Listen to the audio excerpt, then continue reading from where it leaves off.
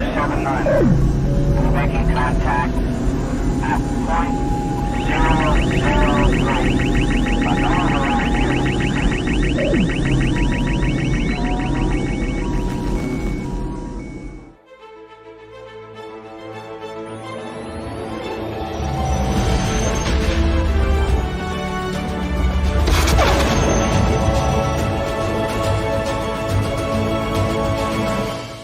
Welcome to Live Action Star Wars. I'm Ralph. I'm James. And today we were discussing episode 5 of Ahsoka, Shadow Warrior. Shadow Warrior, yeah. Cool title. Shadow Warrior. And we're not doing it alone. And this is one of those episodes where I like to kind of sit back and enjoy the show because our guest is Adam Frazier. So I am currently now sitting in a space with two of the most knowledgeable Star Wars people I know. And I'm humbled, but I don't think that's true at all. I mean, I don't know like Alex from Star Wars Explain. We need to get him in the room, and Molly. Yeah. We've been trying, but every time we want him on, it's I mean, I can't even imagine what those two are up to today after this episode of Ahsoka. Oh God. Yeah. Yeah. I mean, I'm still just impressed that Adam, when we asked you if you wanted to be on this season, you called your shot early, like before the season even started. I don't know what you'd heard, what whispers you'd heard or anything, but you're like, I'll have episode 5, please. And it was like, yep, perfect. Absolutely. Yeah. Yeah. I didn't know everything going into last night, but I did know that it was kind of singled out as a major episode, and it was going to be the quote unquote Anakin episode. So I was even a little surprised when he showed up at the end of 4, because I was like, oh, okay, this is just confirming that 5's going to be insane. So before we get into it, I want to say hi to the chat because I don't want to leave them behind, because I'm going to try to keep up on the chat while you guys are discussing, because again, like you guys, I know live action Star Wars, and I knew it like a steel trap when I was 17, when there was only 3 movies and 2 Ewok adventures. But as it expands and as things get bigger and grow, I find myself like not remembering like the name of every alien in the background of the cantina. There's so much that's been introduced in the Disney era, and it's just harder for me to keep up. So I'm gonna go ahead. Let's say hi to the chat. Rick is here. Stevie's here. Jeremy Kelly. My sister Sarah, who's watching Ahsoka and watching Rebels for the first time as we speak. I think she's just finishing up season 2. Cool. I can't a little bit behind me and Liz. Yeah. I can't imagine anybody who hasn't seen Rebels being like, this is normal for Star Wars. Is this? I don't know. I got some thoughts. I got some thoughts. We'll get into it. PapoLoco.com is here. I think I need to add them to Blue Sky. They sent me a friend request. I'm pretty sure I accepted it, but cool. Hey, we're all 3 on Blue Sky as well. Yeah. So Los is here. Let's go to some theme parks. Check out his channel. He covers theme parks. Lucha Johnny's here. Lucha Johnny will be here next week with Kayla Silva from Geek the F Out. I believe that's at 9, right? It's a later one. I'm not working next Wednesday. Yeah, it's a later start time. Scott D is here. Brick something. Brad Brooks, and there we go. That's all right. Let's get into Welcome everybody. Yeah, there is so much in this episode. Like it got to like the halfway point, and I was like, okay, wow, cool. That was a packed full episode, like, and expecting it to end, and then it kept going. And I didn't do the thing where you check the runtime or anything like that. I was just like, okay, we're getting another scene. We're doing all of this, and I was so pleasantly surprised that it, like, I would have been fine with like a World Between Worlds bottle episode, but the fact that we got so much more than that, I loved it. I ate it up. And then it was on my second watch a few minutes ago that after like they get out of there, I checked, and that is literally just like halfway through the episode. It's crazy. So that's what happened to me. I was at a movie premiere last night. Paul Show Brooks, hunting for the Hag. Fun movie. Cool. Great movie. They shot it in found footage movie they shot in 7 days, and it's great. Nice. So I caught the first half on my iPad on my iPad mini. Went and did the movie stuff, did a Q&A after. I moderated Q&A after. It was crazy. And then woke up this morning and old school style watched the last half in the morning. And pretty much lost my mind. Yeah, what a joy that second half was. We I think there's so much in this episode. We're best off running through it like pretty chronologically. We'll see. Yeah, we'll see. Adam, what do you think of the episode? Oh well, like James was saying, like it felt a lot like the first episode in that it had a long run time and cool things kept happening where I was like, this is too much cool stuff for like one episode. Like it's blowing my mind. How many Twitter banners and Facebook banners did this episode provide? Yeah, but I just want motion ones because of like those shots, like those flickers. Like it's just GIF fodder, isn't it? Like we've got the GIF page on live action Star Wars. Ralph, I don't have time. I know you're so busy at the moment, but like maybe like next year sometime. Like they're already existing, I'm sure. So I'm sure they're out there. A couple takeaways just from the title, like I'm pretty sure there's an episode of Clone Wars called Shadow Warrior, but it actually doesn't have much to do with this at all. I think it's a Jar Jar centric episode, but I just thought that was interesting. But also Shadow Warrior is the translation of Kagemusha, which is a Akira Kurosawa movie. Oh, cool. So we have the Kurosawa tones, which run throughout the series. But then I thought after Ahsoka the White showed up, which we'll get into, we kind of segued from like a Akira Kurosawa vibe to a Miyazaki vibe. 100% up in the sky. Like that. So, but Kagemusha was, I guess it's most well known as being the movie that Akira Kurosawa almost like committed suicide while making. Oh, wow. And George Lucas and Francis Ford Coppola stepped in and helped produce it and finish it because I think he had run out of money and he was like really in dire straits. So I have no idea. That's really interesting. That really leans into the legacy in this episode as well.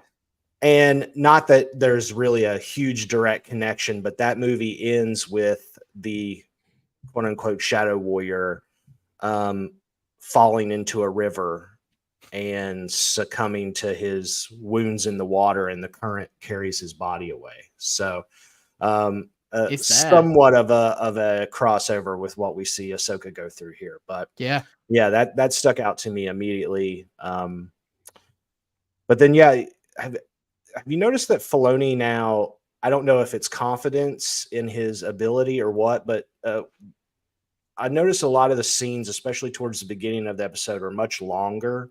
And they really let you like soak in what's happening. Like we saw those red trees on the planet Cetos for like what felt like almost a solid minute of just going over the planet and like capturing the scale of everything. Really, I'd tell you what that reminded me a lot of, and it leans into the Ahsoka the White stuff. It's the intro to the Two Towers when you're sort of sweeping over the Misty Mountains. Ralph, I know that you're not a Lord of the Rings guy or anything, but like the beginning of that film where they're sort of sweeping over the mountains and you're hearing Gandalf fighting the Balrog and all of that.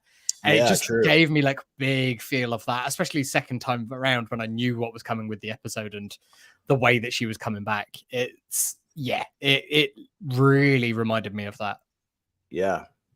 The stuff about Kurosawa is fascinating. That there's so much in this episode about the lineage, the legacy, obviously, like Yoda, Dooku, Qui-Gon, Obi-Wan, Anakin, Ahsoka, Sabine.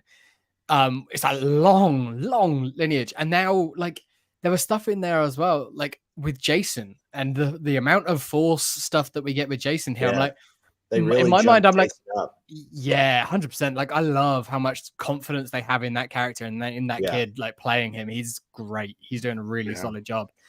But I kept on thinking, I was like, Ezra's going to train this kid, isn't he? Like, and then like you can even trace Ezra's lineage back to Mace Windu. I don't think we know who trained Mace Windu, but like you got like Mace, Depper, Kanan, Ezra, now potentially Jason. And I was like, that's 2 lineages, 2 ways going down. Like it's really interesting. And when you spell it out like that, I'm just now realizing that we're getting, this is Obi-Wan and Luke's relationship. We're getting it again with Ezra and Jason, maybe, like a guy who, battled beside his father, and that's really interesting. It would be cool. I don't know if they'll go that way at all.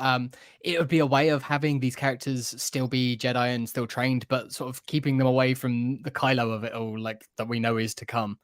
We don't know what they're doing. We don't know where they end up. It's really interesting. And yeah, George being the master, or like George sort of being the Obi-Wan, I guess, or the Anakin even, maybe, who knows? But with Dave Filoni being the Ahsoka in all of it and becoming now like the master in his own right, like as you said, finding his own confidence. It's all there if you're looking for it. Yeah, absolutely. Did you guys see I guess it's a special, it felt like an extended YouTube clip that they released on Disney Plus, Master and Apprentice. Yeah, I just watched that. Yeah, and that's very much what it feels like. Is George and Dave. And Favreau sort of straight up says it, doesn't he? He's like, yeah, George was the master and Dave was the apprentice, and now Dave is becoming the master in his own right, sort of thing. It's great. There's always been parallels to the real world, and with George's sort of legacy and stuff, it's always been right there. Say what you will. If you love Dave, great. If you don't, fine. But he is following George's playbook. And this episode too, almost I described it as someone immediately after as like it's on the level of Attack of the Clones in the no F's given category, where it's just throwing like crazy stuff at you, and really a mix of what people consider Star Wars, like all the flavors, the prequel flavors, the post Return of the Jedi sequel trilogy flavors, the animated, Rebels flavors and stuff. And it's just all there. And I mean, it's all presented equally. And I know people that don't, I know people that don't watch the animation may feel a little out of sorts, but I really appreciate that Dave is saying, no, these things are canon, these things happened and they matter. And now I'm going to essentially flesh out, consider that we've never seen Ahsoka like blended in with the live action side of the prequels, it was weird seeing. It was a little bit jarring last week. This week it was still kind of weird watching Hayden Christensen and Rosario Dawson as opposed to Ashley Eckstein and Matt Lanter. But it felt so right. And the only thing I asked for last week that actually came true this week, because I was saying like we're gonna see the mirrors, we're gonna see Kanan, and we're gonna see all this other stuff, Ezra, the live action version walking of away, Ezra's like all of away. We're gonna see the live action. We didn't see any of that, but we did get Clone Wars. You said it was Ryloth, I believe. The first one was the Battle of Ryloth, and then Mandalore. Seeing Hayden Christensen, the live action version in the Clone Wars outfit, it weirdly didn't feel jarring. It felt like it's the same character, and the way he's playing it as well. Like he's not just doing what he did in Attack of the Clones. He's kind of playing it like Matt Lanter. Like he's taking his cues from that. It's really good. I had so much time for Hayden Christensen. I feel like we're going to get a Disney gallery, and I don't know if they'll do this because they didn't mention Ashley Eckstein once in that Master and Apprentice thing. She's mentioned. Dave sort of says like we cast Ashley Eckstein and she's great. Like we love her. Yeah. That was it. Do you think there's any consultation between Matt Lanter and Hayden Christensen? Maybe. Do you think he was on set? Because I feel like, you know, Hayden Christensen created the role, but there's been so much of Anakin since then. Or I don't know like maybe he did a deep dive into the Clone Wars series. Well, I know he's said several times. Hayden said that he's watched the Clone Wars and really, you know, digs like everything that's done with the character in that series and stuff. So I know he's a fan, and I'm sure he revisited it as he was getting back into the boots of Anakin. But I don't know if he's talked directly to Matt. That would be interesting to know. But I mean, one Matt thing has was been for sort of on set certain. with some of the live action stuff. Like, so Yeah. you never know. Like he's been around. True. One thing's for certain, that Hayden is still like the king of lightsaber choreography. Like He's got it. Yeah. It's so I mean, effortless. It's crazy. It looks so effortless. Like, also, by the way, I'm not sure who the actor is that played young Ahsoka. So it was wonderful. And her, speaking of lightsaber, Ralph, you've seen her before. You've seen her before. Yeah. Okay. In the Infinity War and Endgame, she's the young Gamora. Yeah. What did it cost? Everything. Like Ariana Greenblatt. She was also in Barbie most recently. She's America Ferrera's daughter in that movie. So yeah, I thought she was great. And really, really brought home, because I think when you watch an animation, maybe it's a little different. I mean, she's being sort of a bratty teenager and, you know, using like nicknames like Sky Guy and stuff, but I don't think you really get the full impact of her being a child in the middle of the Clone Wars. Whereas child soldiers, it's kind of effed up. Like it's like, as soon as you see her here in this huge battle next to Anakin, it's like, oh, whoa. Like, yeah, this is. Yeah, we're sending kids to war. Yeah. But her being not okay with it. Like from the jump, like, hey, like I'm a kid. Maybe I shouldn't be. This shouldn't be my training. He's like, well, this is your training. Yeah, like it's nuts. And I don't specifically remember the Ryloth episodes, but I do know that there are times, and I think it probably is those ones where she is responsible. Like she's the one giving the orders. She says in this episode that this is one of our first missions. It wasn't. It was quite a way in. Like she's got the green lightsaber now. She's not wearing the like crop top thing. Like this is a little way into her training. Like, but this is when she's fully like Commander Tano, and she's giving some orders, and he gives some bad orders, and she gets a lot of these clones killed. So they don't show that here, but that is sort of, we're getting the end of that, where she's now presumably like back at the base camp where she's dealing with that guilt. Like that's why she sat by the troopers sort of cot there, and she's just like, fuck, I did this. This is on me. And Anakin's the one who's just like, yeah, but you know, why do we fall, Mr. Wayne? Like you got to pick yourself back up. Like you've got to keep going. Like that's the lesson that he's trying to impart. It's is it episode 3 where at the beginning battle, Obi-Wan tells Anakin they're doing their job. He's getting trained to say like, hey, listen, the clones are created to be dispensable.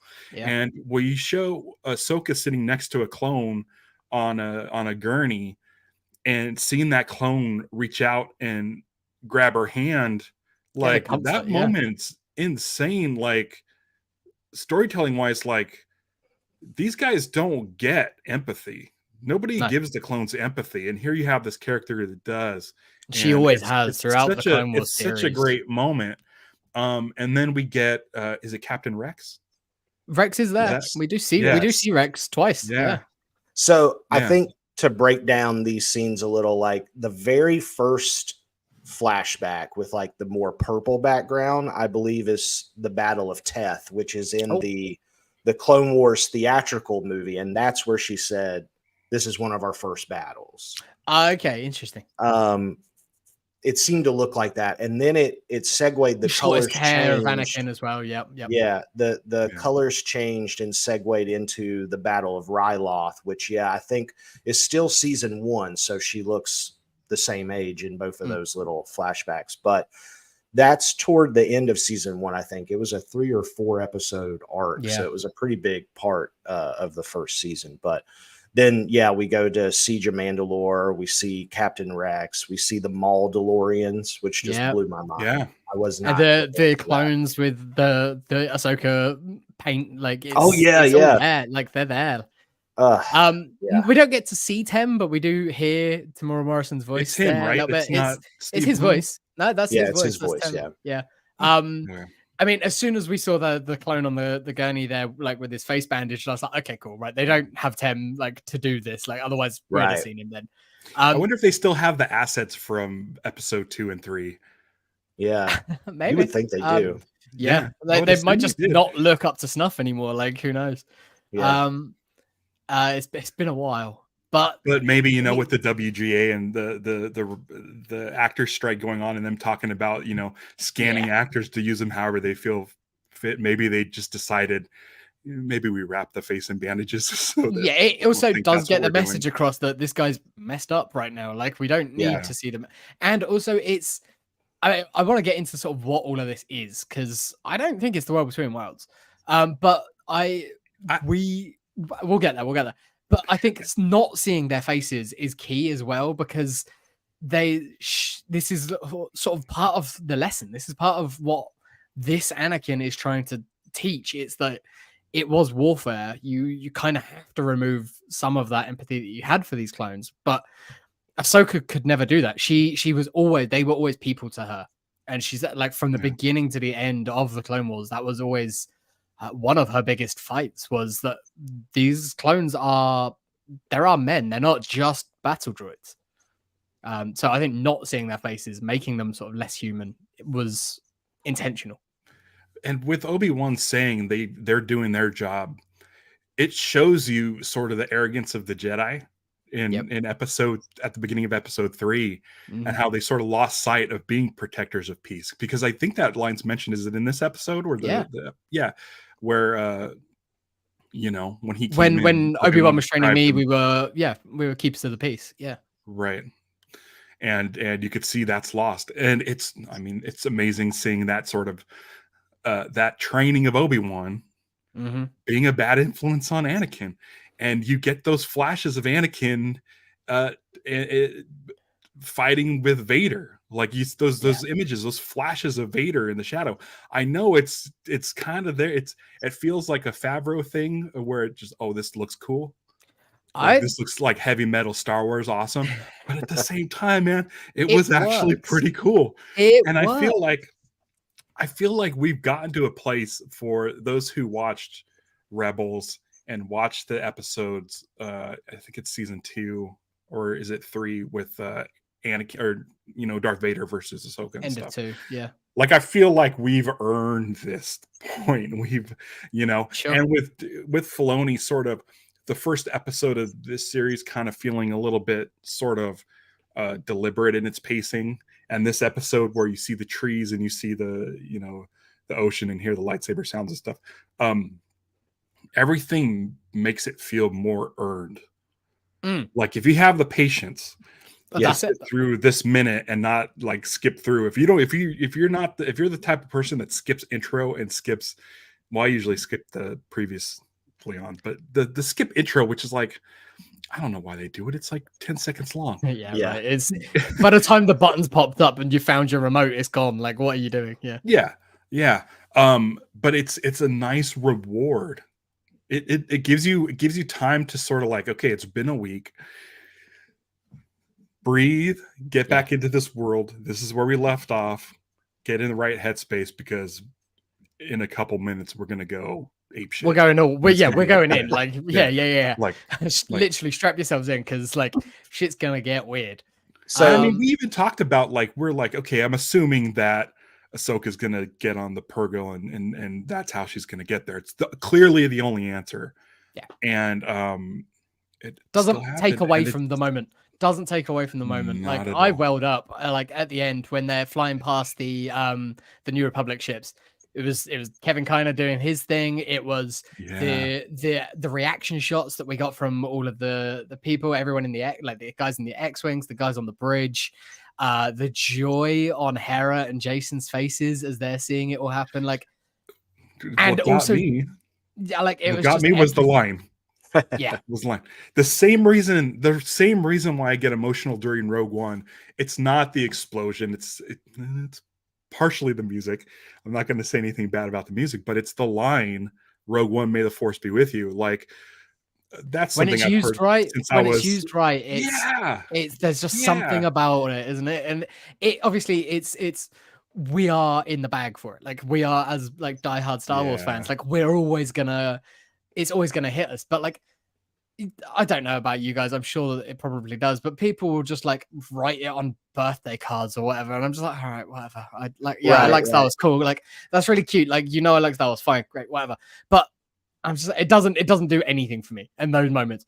But when it's used, like, when it's used right, I'll tell you what in it a is. situation like this, yeah, It's Han Solo telling Luke in Star Wars, "Hey, Luke, may the force be with you," and Luke's like, "You're dude, just you don't trying know to, what he's you're just saying. trying to, You're just make up with me. pandering, Yeah.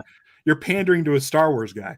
And so, like, there's moments where, yeah, it's got to be whatever Michael Giacchino did in Rogue One and Kevin Kiner did in this at that moment, that just like totally just like The best just kind of emotional hits me. manipulation, and Yeah. like, yeah, I have no problem with it whatsoever. That's what good music in film and TV should do.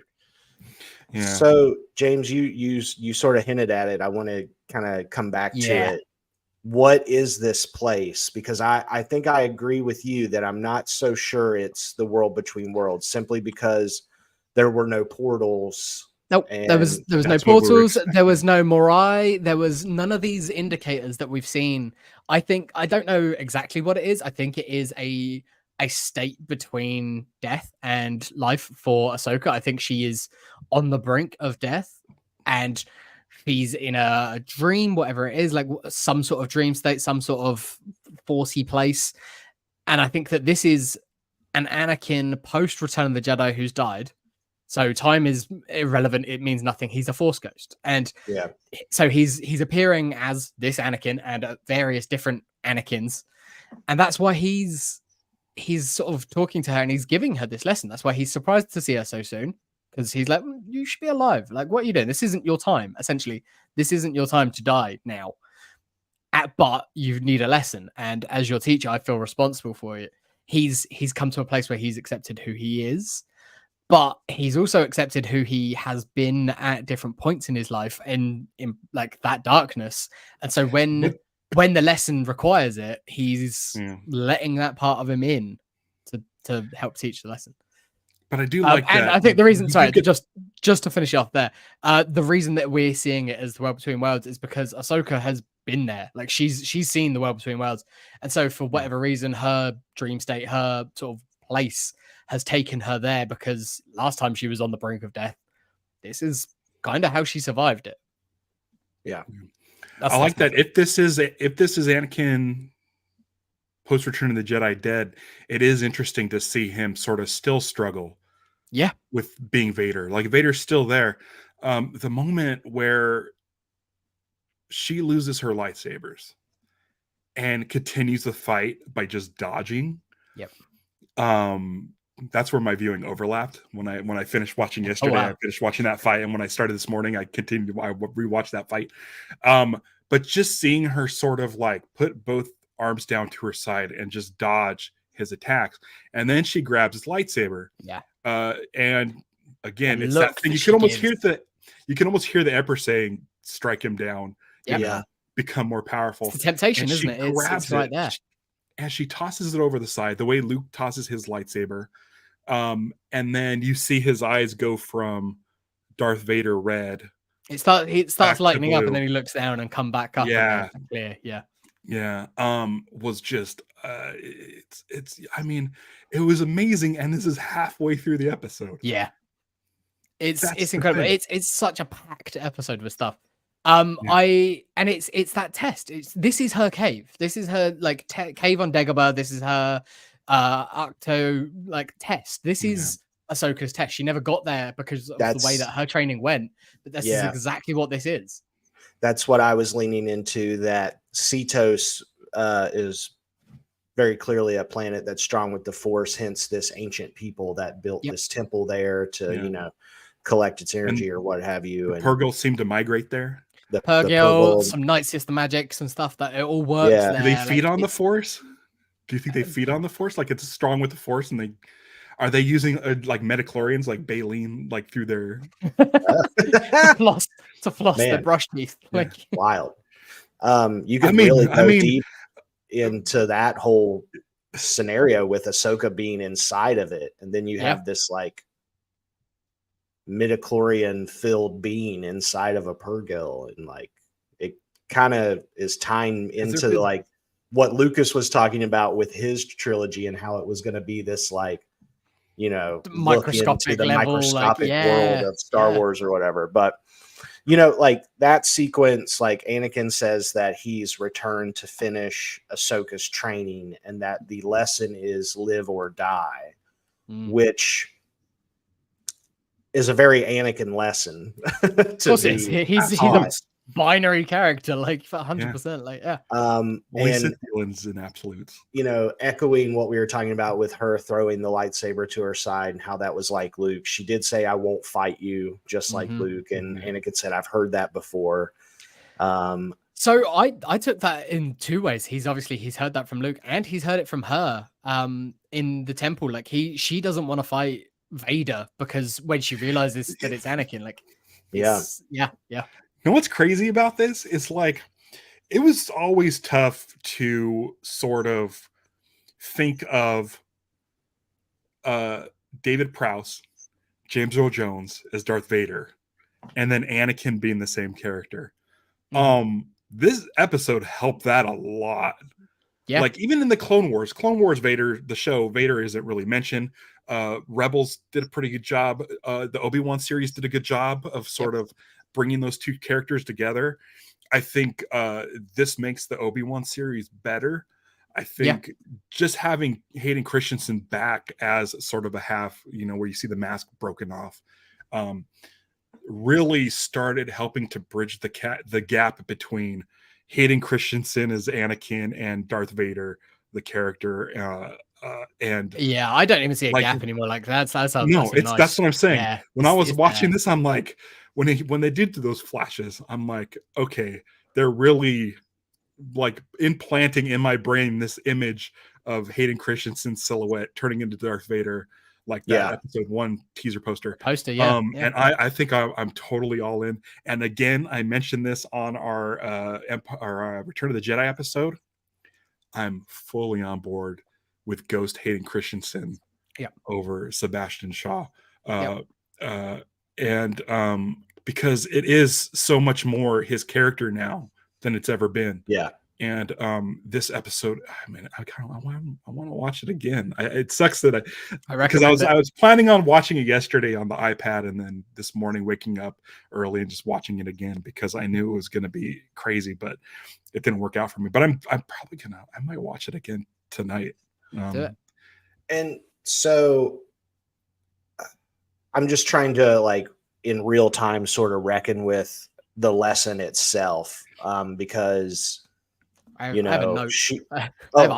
Of all my notes, I put a big block around that one because I was like, I this is what the lesson is for me. But go ahead. So I choose to live, throws the lightsaber away.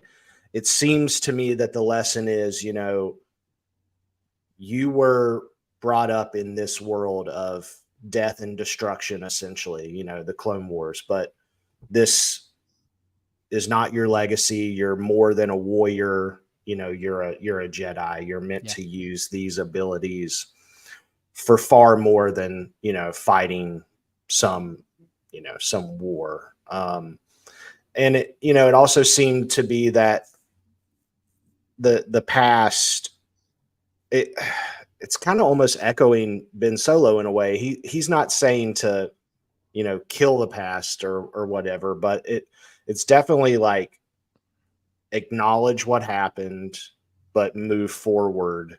Don't wallow in regret, but sort of live for the future. And that's ultimately what Ahsoka the White is, right? It's her being enlightened and reaching that next level of realizing that, just like Kanan when he was blinded, I think that idea that, you know, oh, I've surpassed this idea of I'm just a guy with a laser sword, you know, like there's a deeper connection to the Force now happening.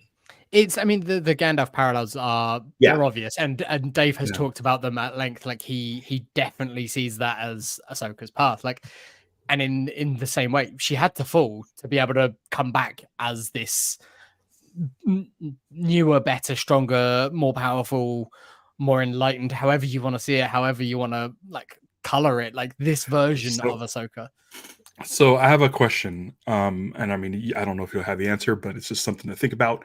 At the end of Rebels, we see Sabine at the mural on Lothal, and Ahsoka shows up in the white garb. Yeah. In this show, we see Sabine at the mural. Ahsoka shows up in her regular gray outfit. Are we going to actually get the scene from Rebels at the end of this? Are we going to see, Sabine after this adventure return to Lothal, where she avoided kind of the mural, like she didn't show up to whatever Empire Day was or Lothal Day or whereas. Is that how this series is going to end, with a recreation of the actual scene with her in the white room, so that people will? You don't think people will?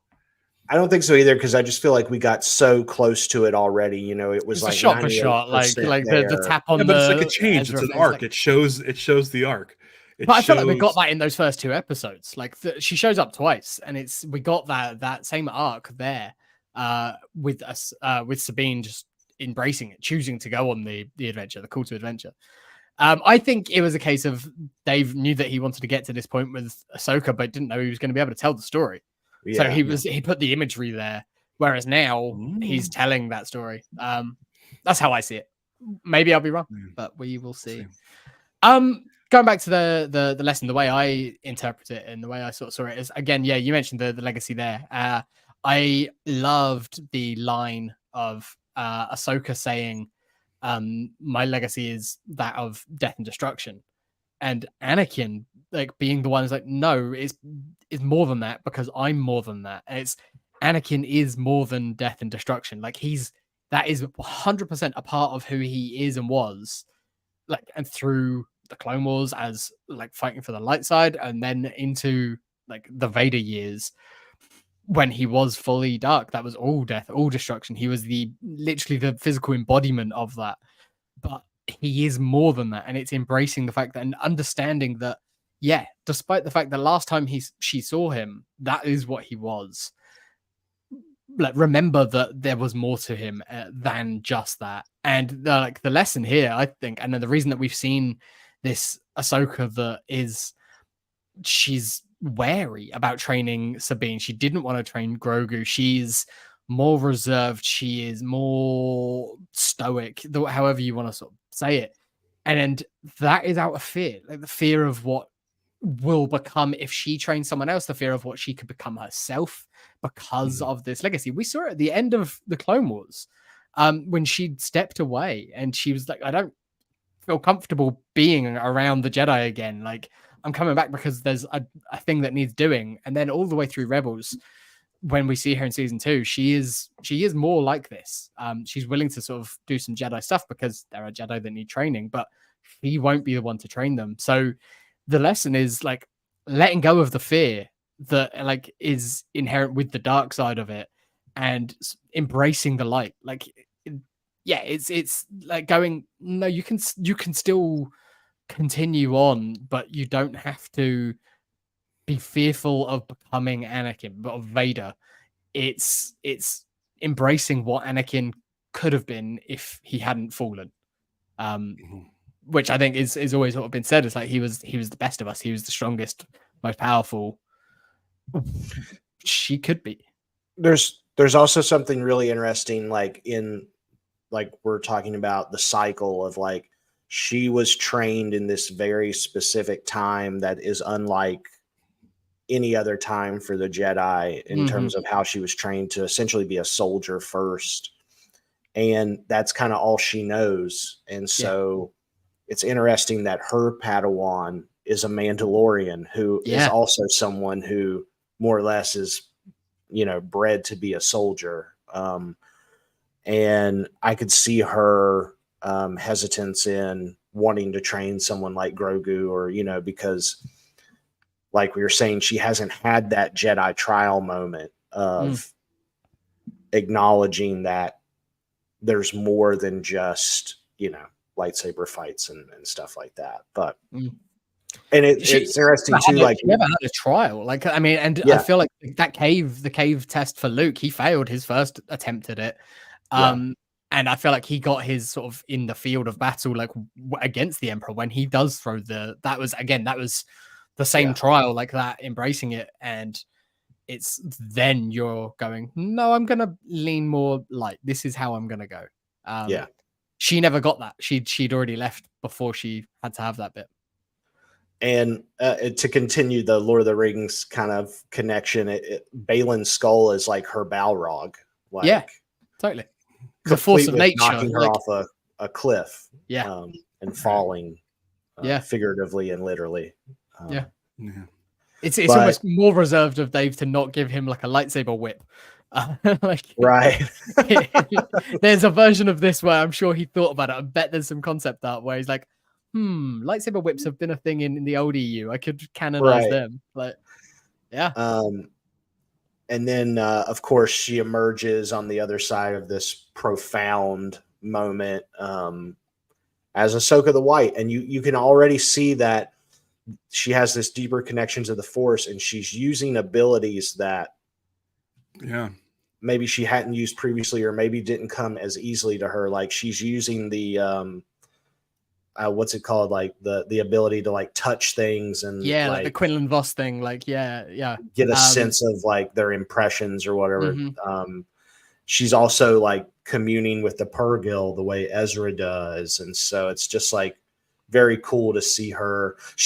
This is Neo when he's become the one. Like, What I'm trying to tell you is that when you're ready, you won't need to fight. Kind of thing. It's that idea, and she gets there even in the World Between Worlds looking place where, as you said, she's just ducking and dodging. She doesn't need those lightsabers anymore to do that.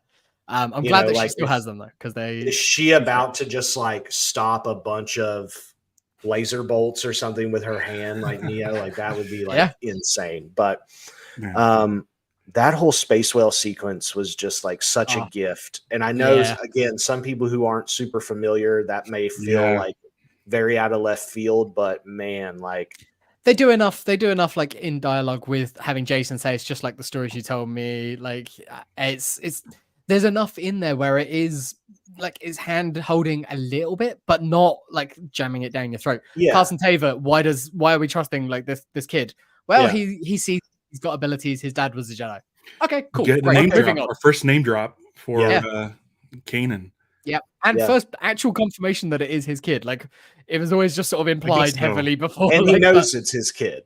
Or rather, he knows that Kanan is his dad. The way it was kind of talked about earlier in the show made me wonder, like, how much does he know? Like, does he know Kanan was a Jedi? That kind of thing. But it's very obvious. I think it was Gizmodo. Gizmodo last week posted a screenshot of a picture of what looks like Freddie Prinze Jr. On the dashboard of the Ghost. That's awesome. I mean, it could be one of those things where it's like he has to ask what that is. Like, who's that guy on a photograph? Is that the first time we've seen a photograph in Star Wars? I think so. Yeah. I love it, and it leans into like Hera might be the best mum that we've seen in Star Wars, and Jason might be the best kid because there's like he doesn't have that plucky, oh god, it's the kid, so he's gonna get himself in trouble by like trying to do the right thing, but in the worst way. It's like when he needs to stand back, he stands back. When he needs to wait, he'll wait. But he's like, hang on. Like, I've really got something important to say. Can you just listen to me for a second? And Hera does. Like, she trusts him. She trusts her kid. And so it'll be interesting to see that relationship further develop with Chopper, who's an absolute menace to society. Absolutely. The fact that Chopper is teamed up with like the sweetest, most like patient and like obedient kid ever is hilarious. Like he's gonna get him into so much trouble. I mean, maybe it's a case of whenever he stepped out of line when he was younger, Chopper would just zap him or something. Like it could be Hera didn't need to slap her kid because Chopper was there. He just did it when she wasn't looking. So what do you think are the ramifications of this? I mean, going into, because we have 3 more episodes, right? So we've jumped into hyperspace, and next week we are going to a galaxy far, far away. Further away. Or maybe a little bit closer. We don't know. Imagine if they just shit the bed and they show up to Earth. Just imagine. Like the Masters of the Universe movie. They're just like eating fried chicken and What if they just undo everything that they've done? I don't know. The people. There's probably the people like oh, it'll be the Marvel universe or something. I was like, oh god. I'm looking forward to some weird stuff. Scott D brings up something. I don't know if this is a theory that anybody's mentioned before. Do you think this is where the Yoda species is from? Hey, I'd love it. I think that's a great idea. Maybe not this bit, but like an extra galactic species. Like, why not? Because I feel like Yoda's like the ultimate Jedi Master. And I feel like the ultimate Jedi Master would have been able to master the Force and talk to the Purrgil to get here in the first place. George has kind of always said he would never do the sort Yoda of story. The Yoda story, the history Yoda, because, it's not going to be, what anybody would, they couldn't come up with anything better than anybody has thought of. It would be like a disappointment and stuff. It's the ultimate, like, Grogu. Don't tell us.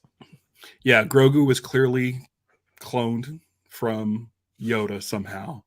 If you look at what Pershing's doing and all that stuff, I'm pretty sure, unless it's Yaddle's kid, I don't see that. But the way Pershing was working with the Kaminoans, Twilight. I mean, dude, like if we get to a planet and it's just got a bunch of Yodas, I don't know, because here's the thing. Like, I had expectations of what this episode was going to have in it. None of it happened, with the exception of seeing Anakin in the armor, which is amazing, and it does look like Vader's armor. Even more so when you see it in live action, right? Like because it doesn't bend and stretch like the animated version. Like it's it's Vader's armor. But I'm really expecting things to be weird. If you're going to promise this other galaxy over the course of 5 episodes, and the last shot is them pretty much going into the unknown with the spinning starfield and stuff, like, I want it to be let's get weird with it. Yeah, but not Earth, Earth, but let's get weird. Yeah, I'm expecting some weird space nebula stuff, like some cool visuals like that, and then our planet. I hope it's weird. I hope it looks even more alien than some of the places that we've seen before, but I have no idea. I don't want to set any expectations, but I have no idea. I don't think they'll be there for long. I'm sort of wondering if the ancient people Morgan Elsbeth is referring to is actually the Night Sisters. And that is why she maybe has a connection in this story working with Thrawn and whatnot, because, we know that the Night Sisters were on Dathomir, but Dathomir is a planet that's super strong in the dark side of the Force, right? Yeah, it's like a nexus, isn't it? Yeah. It's like home to the Zabrak species and stuff, but I don't know necessarily if we know that like the Night Sisters originate there, or if they just sought out that planet because it was so strong in the dark side of the Force and what have you. So even in this show, we know that they've been elsewhere as well. Like they had outposts in different places. Yeah. Right. So like her character is presented as a survivor and sort of like the last Night Sister. Could she be wanting to go back to this other galaxy to find more Night Sisters? Yeah. I don't know. Or does Balin know something about what else is there? Because he's saying that he's serving a greater good. Right. What is that greater good that he feels like he's serving? Because I really don't think it's Thrawn. Like, I think Yeah, he's no, serving. is he seeing the First Order? You know, like is he Maybe, that yeah. far into the future? Like, but also, you know, if you think about, okay, so the very first planet that Ahsoka goes to get the map itself, Mhm. I think they say that it was a Night Sister, like Yeah, the it was an temple. outpost. Yeah, it was something. Yeah, Yeah. yeah. So Mhm. if the map is a Night Sister type relic and it's going to this galaxy, then that galaxy must be important to the Night Sisters in general, I would Definitely. think. So The but species that are in that temple as well, like on the murals and stuff, they look quite similar to the Zepho from the Jedi Survivor and yeah. those games. Like those, yeah. So And also they kind of were a Mother ancient, Talzin kind of vibe, like just like definitely, with the dress. and a bit of like the Mortis gods as well. Like there's Yeah. hints that it could be any of these different things or related to some of them. Like, yeah, Yeah, man. there are definitely older, more ancient species, cultures, everything that we haven't seen too much of that could be referenced, or they could all just be like red herrings and we get something completely different. Yeah. Yeah, I don't It's know. I don't it's think gonna be they're wild. there for nearly a decade without some interaction with other beings. I don't think that Yeah. would be very Star Wars. It's not just going to be like a really long chess game between Thrawn and Ezra. I don't think that's how they spent their time. Yeah. Yeah. Yeah. I don't Yeah, think it's they'll be got there for long. Though. I dimensions. do think like we'll get them there, and then I think Thrawn is back, probably coming back. Those shots that we've seen in the trailer of Thrawn, I think they're the end of next episode. Yeah. So that we've got 2 episodes of completely nothing. Yeah. And then I don't think we're going to see Hera until they're back. Right. Which Maybe means not until probably like no Zeb. no Zeb. Maybe at the very end of this series we get a tease of Hera, not disavowed necessarily, but like a discredited Hera loses her general title, but then Mon Mothma is like, actually, Hera, I've got something for you. It's not on the books. It's a rogue squadron. And Carson Taver joins her, and she's running Rogue Squadron, and James is a very happy boy. All right. Zeb is Okay, there. I can Zeb see is that. there, and they're standing in front of the mural, in front of their. You get the whole Rebels crew. Force Ghost Kanan, Yeah. and everybody cheers. And Man. Ahsoka shows up in white with her owl, and with Morai. Now- Yeah. Now here's a question. Do you think we've seen the last of Anakin? Is this it, or is he going to show up again? It was before this really season is strong. over? It was really strong. I think the amount of Anakin we got this episode really tied me over for a really long time. I don't think you need to beat Anakin into the ground, because if he starts showing up a whole bunch, then why isn't he showing up in Last Jedi? Why isn't he there with Luke? That was kind of always my argument about the sequel trilogy, but that's that. I love the way that we saw him this week. I don't think we need to. If we do, I've got faith that they do it right and at the right time. It'd be cool, but I don't think. I do feel like there's potential for a Force ghost Anakin to appear to Ahsoka to sort of like acknowledge a nod of whatever approval the circumstances are that she did it, or a voice that guides her. Yeah, that'd be interesting. I'd love Jason to hear some Freddie Prinze Jr. voice. That'd be great, man. All of this stuff could be like last episode stuff. Like it's your celebration episode. Like if they do it, if they go out on a high, this season could very well end on quite a dark tone. I think. I did see something during the week where they were saying like this show really is sort of, in terms of story, is demanding of a season 2. So I've been this is one of the problems I've been having with like Andor and Obi-Wan is we know the outcomes of the characters. What's great about this series is we don't. We don't know the fate. Despite being in between trilogies, we don't know exactly what happened. All these characters are kind of up in the air. Even like Mon Mothma, we don't know what happens to her. Well, you probably do in books. Bloodline's got some stuff. Yeah. But the thing is, so that has me excited. Everything's up in the air. It's all unknown. And so I find it to be more intriguing than Andor in that fact. Like Andor is interesting from characters and story and stuff. This is like, interesting because I don't know. I don't know It's what's going to truly happen. opening up a new future for the franchise, to me, by acknowledging all of the great stuff that Dave has brought to the franchise in animation and sort of widening the scope on what Star Wars is and what Star Wars can be. And now we're seeing that integrated in live action. I think it's just very exciting because for me, the sequel trilogy, like, I'm fine with it. And I like those movies, but I think they don't push enough past what we know as Star Wars.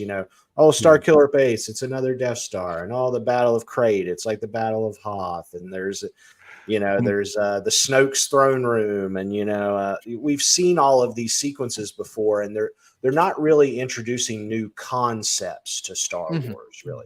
But they're doing their remix on really it, blowing things open. I know some people may have issue with the World Between Worlds and what that could potentially mean for Star Wars, but it's not time travel. Agreed. Never has been. It's just so cool to see these elements weaved into the larger tapestry, I guess, of Star Wars storytelling. And whether it's a season 2 of Ahsoka or it's Filoni's movie, I mean, what is Filoni's movie is like what I'm most excited about right now, because at the moment, based off of this show, 100% with you. Because like the only thing that last year, like mid like Mandalorian seasons and stuff like that, I'm like, cool, it'll happen and I'll enjoy it and it'll be great. Like, but now, like, because of this show, I'm like, give it to me. Like, I want that one, like, more than anything. It's the only movie they've announced that feels like it's actually going to show up. Like, 100% will happen. True. Like, yeah. I don't know if Dave, I assume that he's in the guilds and everything, but like George is sort of checking history with guilds and stuff like that. Like, there's a chance that if he isn't, you'd probably know better than I am, Adam. But like, if he's not, he could be working away on this like quietly in the background already. Like, true. I don't know his standings with any of this stuff, but maybe. Yeah, I'm kind of don't want an Ahsoka season 2. I'm not. Let it be the Heir to the Empire movie. Let's get into it. I think a lot of it comes down to when they want to do that movie. Well, and when they can do the movie, that's the strikes. Want to / can, like, all of that. And we still have Skeleton Crew, which sounds like it may also involve some elements of this other galaxy. And so I guess he has to catch everybody up. Everybody has to be caught up to the same level before you jump to the movie. So, that might be part of the discussion of, is Ahsoka going to get a second season, or is it going to be a movie kind of thing? Well, that's it. Or like, when do we do another second season, before the movie, or right? Because I think at the moment, like, this is also like in flux at the moment, but I think it's like a Skeleton Crew and then a 4th season of Mando, and then the movie was like the plan. But the way that Mando season 3 ended, I was like, you can go straight from that to the movie. Like, you can have Din and Grogu just chilling. True. Like, they're on their ranch right now. Like, they're having a great time. Leave them there. Leave them happy for a little while. Let's get. You set a Bo-Katan. You set a Bo-Katan in a place where she can do the on your left in the movie, where they all show up unified. And Boba Fett's your talent card. Like, Boba Fett's over there, like, doing his thing with the smugglers and all the like the. I'm just ready. I'm just ready for a movie. It's been so long since we got a movie. I liked the last movie that came out. A lot of people didn't, so I'm sure they're clamoring to get a movie, out there. That was The Rise of Skywalker, right? Right. Okay. Yeah. Just making He's dancing around. It's been a long time. It's been a long time. And as much as I love Star Wars series, nothing beats sitting down in a theater and sing Star Wars. And I know some people got to do that for this. I didn't get a chance to do that. Did you go?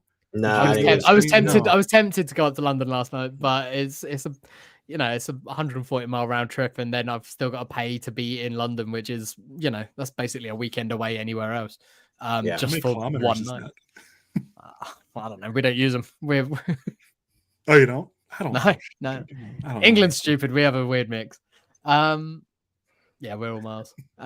Miles, pints, and then like centiliters and milliliters and stuff. We don't know what we want on our stupid little island. James, are you in a rush to get to work? I gotta go. So Okay. So yeah. we can wrap it up. I think we Okay. can wrap it up. I've hit I'm everything I wanted assuming to hit. everybody loved the episode. I was setting myself to be like, it can't be that. How great can it actually be? I know we have Adam and he's got some sort of sixth sense when it comes to when to be on our show, but I'm like, can it really be that great? And holy crap, it was. And especially coming off of last week where I was like, oh, this is the best Star Wars I've seen in a very long time.